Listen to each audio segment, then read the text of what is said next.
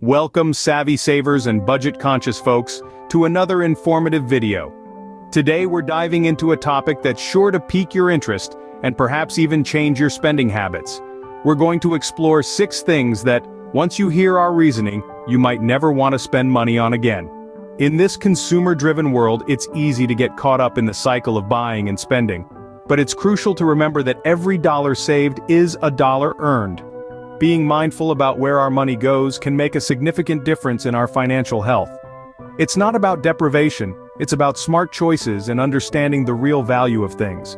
So, are you ready to rethink your spending habits, to uncover the secrets of savvy saving, to challenge the norm, and potentially transform your financial future?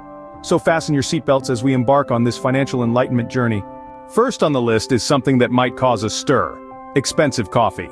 It's a luxury many of us indulge in, perhaps more often than we should. That daily visit to your favorite coffee shop might seem innocent enough, but have you ever stopped to consider how much it's costing you? Let's break it down. If you're buying a $5 latte every workday, that's $25 a week. Over a month, you're looking at $100, and in a year's time, you're spending $1,200 on coffee alone. That's a significant chunk of change that could be put to better use, like saving for a vacation, paying off debt, or investing for your future. Now, this isn't to say you should give up coffee altogether.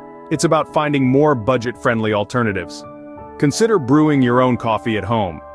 There's a multitude of affordable coffee makers on the market that can whip up a cup just as good, if not better, than your local barista. And if you're craving that coffee shop ambiance, try cutting back on the frequency of your visits. So next time you're tempted to buy that overpriced latte, remember your budget. A little bit of frugality today could lead to financial freedom down the road. After all, it's the small changes that often make the biggest difference. Moving on to the second item on the list: brand name clothes.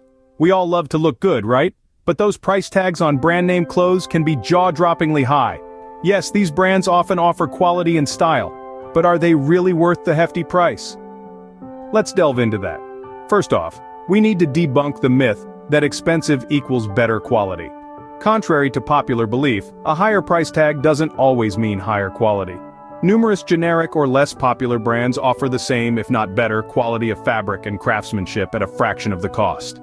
Also, let's think about the main reason we buy brand name clothes. Is it for the quality, the design, or is it for the logo? If it's the latter, then we might need to rethink our priorities. Let's face it, the fashion industry is a master at marketing. They've got us believing that we need to buy their brand to look and feel good. But the truth is, style is not about the brand you wear, but how you wear it. Choosing less popular brands not only saves money, but also allows for a more unique, personal style. You get to wear clothes that not everyone else is wearing. And that's pretty cool, right? So next time you're out shopping, don't be swayed by the shiny brand logos. Look beyond the label, consider the quality, and think about your wallet. Remember, it's the person wearing the clothes that makes them look good, not the other way around. The third item may surprise you: cable TV. It's one of those expenses that we've grown so accustomed to, it's hard to imagine life without it. But when you stop to think about it, the cost of cable TV can be quite astounding. Every month, you're shelling out a pretty penny for hundreds of channels, many of which you probably never even watch. Now, let's compare this with the rise of streaming services. Companies like Netflix, Hulu, and Amazon Prime Video are offering a vast array of content at a fraction of the price.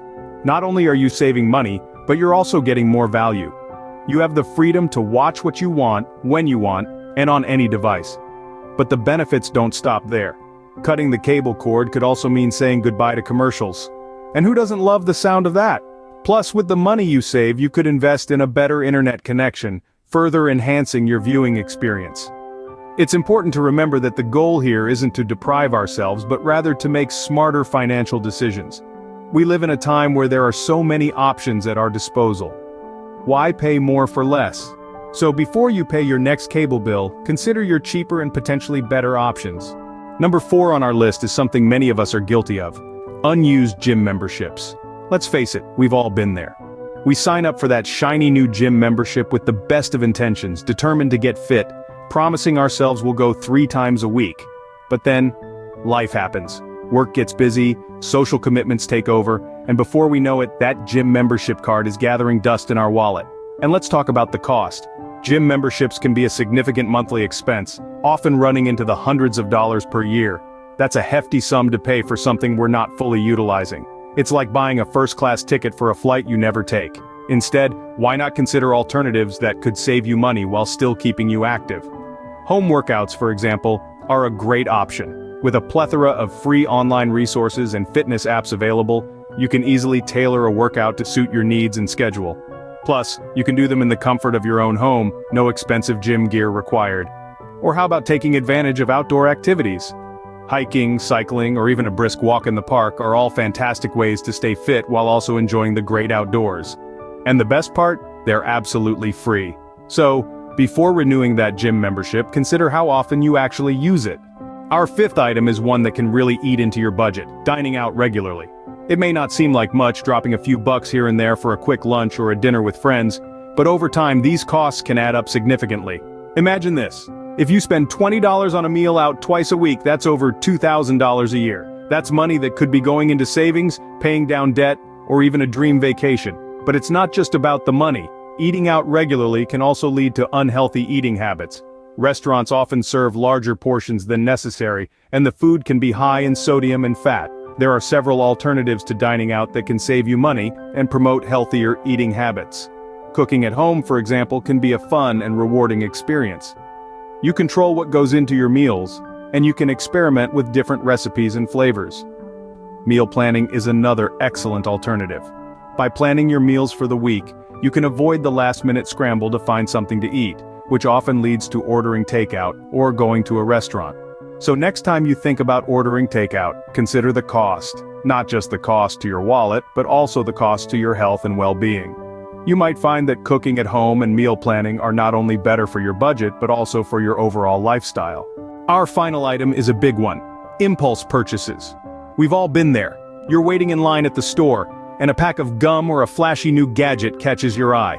Before you know it, you've added several more items to your basket that you hadn't initially planned to buy. It's easy to dismiss these small, off-the-cuff purchases, but they can add up quickly and have a significant impact on your budget. Impulse purchases are often driven by emotion rather than need. They can provide a quick burst of pleasure but can also lead to buyer's remorse when you realize you've spent money on something you don't really need or even want. So, how can you avoid these budget busters? One effective strategy is to make a shopping list before you go to the store and stick to it. Having a plan can help you resist the lure of impulse buys. Another tip is to wait at least 24 hours before making a significant purchase. This cool-down period can help you determine whether you truly need the item or if it's just a passing desire. Remember, it's not about depriving yourself of all fun and spontaneity. It's about making conscious, deliberate decisions about how you spend your money. So, next time you're tempted to make an impulse buy, remember your budget and your financial goals. Now that we've uncovered these 6 things to avoid spending money on, it's time to wrap up. We've journeyed through the world of overpriced coffees, brand-name clothing, cable TV subscriptions, costly gym memberships, regular eating out, and impulse purchases. These are all areas where we can easily fall into the trap of unnecessary spending. The key takeaway is not about completely eliminating these items from our lives, but about being more mindful of our spending habits. It's about asking ourselves whether these purchases truly add value to our lives, or whether we're just falling prey to clever marketing tactics. Taking control of our finances and making smarter spending decisions can lead to significant savings. These savings can then be put towards more meaningful and fulfilling experiences or investments. Remember, every penny saved is a penny earned. Thanks for watching, and if you found this video useful, don't forget to hit that subscribe button and give us a like. Until next time, stay savvy.